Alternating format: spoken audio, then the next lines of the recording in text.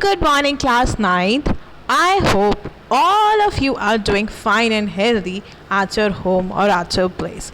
So, class 9th, as you all know, that we have started with the third chapter of political science, which is electoral politics. And in our yesterday's session, we have discussed a case study. Why do we contest the election? Why there were elections, and we have discussed the needs of the election. Now, in today's session, we will be discussing about why do we need elections? What is the importance of elections in our life? So now, let's begin with the session. Class, elections take place regularly in any democracy. There are more than 100 countries in the world in which elections take place to choose people's representation. We have already read that elections are held in many countries, but that are not democratic.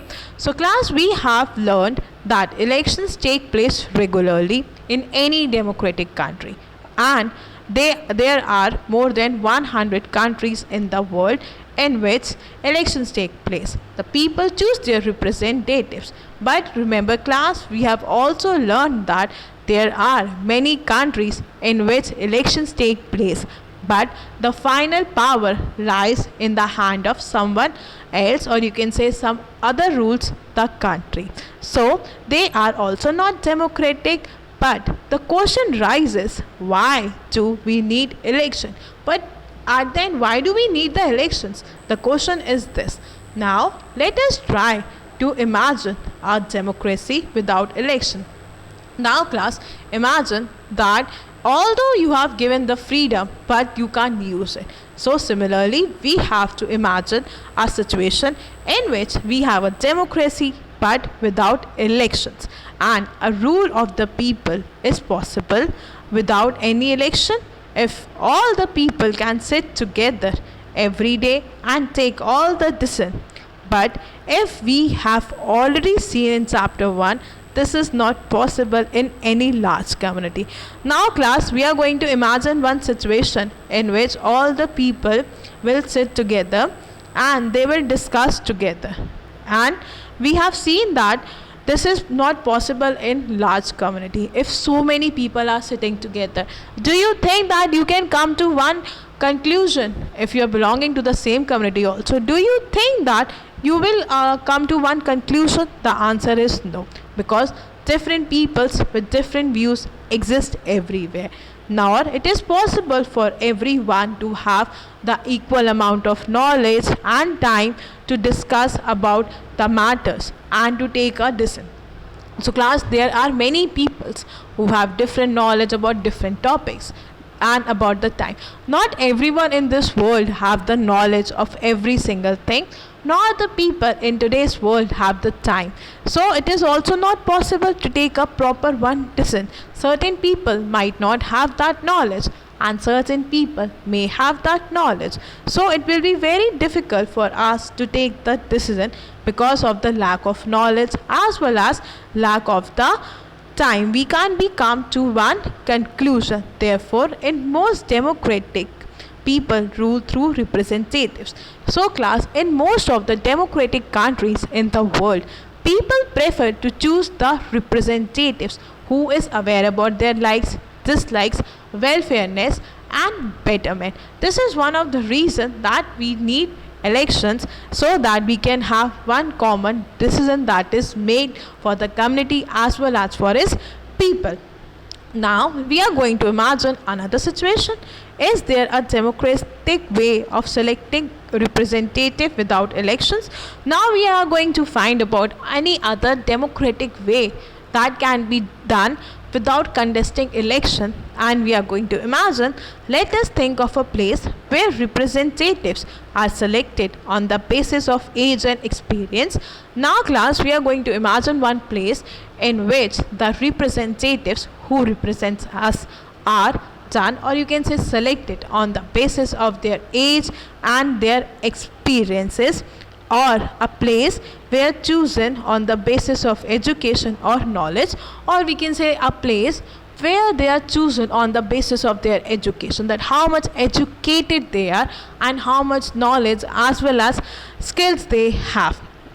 So now there could be some difficulty in deciding on who is more experienced or knowledgeable. Now class, now if we have to choose among more educated or experienced, it will become very difficult. Some people will prefer to go for an experienced person because he has an experience. Now some people will go for the knowledgeable person, that he has the knowledge about the problem as well as he can give the solution easily. But let us say that the people can resolve these difficulties. Now we can say that it is the people who can resolve these difficulties.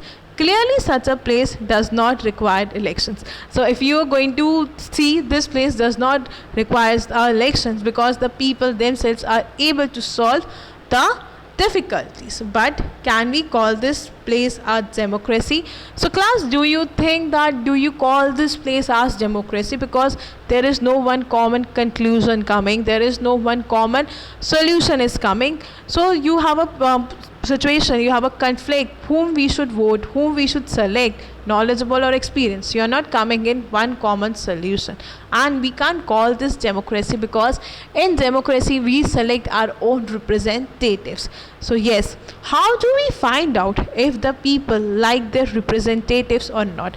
So now class, how you are going to find out if the people you have chosen, you like your representatives or not? How do we ensure that these representatives rule as their wishes of the people? Now class, how we can show everyone that the representatives they have chosen on the basis of knowledge or experience will provide you with the promises or with the wishes of the people or not? This is the question. How? Then how to make sure that the people who the people don't like don't remain their representatives? Now class, there comes another question, that how we should be so sure whether they like us or not, whether they will be honest with us or not. So class, for this they requires a proper mechanism, it requires a proper process by which people can choose their representatives at regular intervals and change them if they wish to do so. This mechanism is called elections. So class, it is a proper mechanism, it is a proper process in which you can select your representatives, and it happens in the regular interval of time. Likewise, we have elections after every 5 years. So 5 years is a regular interval of time, and if we are not happy with our representatives, we can simply change them after 5 years. So we are being democratic, we are choosing our own representatives, and the entire process is called as elections. Therefore, elections are considered essential in our times. So you can see, for proper functioning of democracy, elections are the most essential key. If you have to see a democratic country, free and fair elections are the most essential key for having a democracy. Now class, in an elections, their voters makes many choices. Now being a voter, you have many choice to whom you should vote or whom you should not vote, and they can choose who will make laws for them, and it is a choice of the voter to whom they can choose who will make laws for them, who will form the government and make decision, and who can choose the party for the politics who will guide them in making law. So being a voter, you have a lots of choice whom you can choose, who will form the government, who will win the majority, and at the end who will form the law. So being a voter, there were many choices, and once you are done with the choice, you can choose your own representative. Now next is, what makes an elections democratic?